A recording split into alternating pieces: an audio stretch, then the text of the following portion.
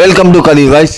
இந்த வீடியோக்குள்ள போகிறதுக்கு முன்னாடி மறக்காமல் சப்ஸ்கிரைப் பண்ணிங்க, லைக் பண்ணிக்கோங்க. பிடிச்சிருந்தா அண்ணன் டிவிகே ரமேஷ் பார்த்தீங்கன்னா பயங்கரமான பேச்சாளர். அதாவது ஃபயர் விடுற அளவுக்கு பீச்சு பயங்கரமாக இருக்கும். இந்த ரீசெண்டாக அந்த விவாத மேடைகளில் பார்த்தீங்கன்னா நாம் தமிழ் கட்சியாக இருக்கட்டும், ஷார்ட்டை துறைமுகம் கிட்ட யாராக இருந்தாலும் அடி புறம் தெளிவார். எதிர்கட்சியில் என்ன கேள்வி கேட்டாலும் அதுக்கு டக்கு டக்குன்னு பதில் சொல்கிற அளவுக்கு அவருடைய பதில் அருமையாக இருக்கும். ரீசெண்டாக விவாத மேடைகளில் பார்த்தேன், அதில் டெபுட்டி சிஎம் வச்சு செஞ்சுட்டார். திமுக கட்சி பிறந்து தள்ளிட்டாரு. உண்மையோட ஒரு பேச்சு ஒரு அரங்கமே கைத்தட்ட அளவுக்கு பேச்சு இருக்கு. அந்த வீடியோ போட்ட லிங்கில் பாருங்க எப்படி செஞ்சு வச்சிருக்காங்க. நீங்க யோசிச்சு பாருங்க, இதே உதயநிதி ஸ்டாலின் அவர்கள் எத்தனை ஆண்டு காலம் அரசியல் பணி செஞ்சாரு, எத்தனை ஆண்டு காலம் மக்கள் பணி செய்தாரு. அட்லீஸ்ட் திரைத்துறையில் இருக்கும்போது நற்பணி இயக்கங்களாகவே ஏதாவது செஞ்சிருக்காரா அப்படின்னு பார்த்தா ஒண்ணுமே கிடையாது. ஆனா அதே குடும்பத்தில் அக்கா கனிமொழி அவர்கள் எத்தனை வருஷமாக அரசியல் பயணிக்கிறாங்க.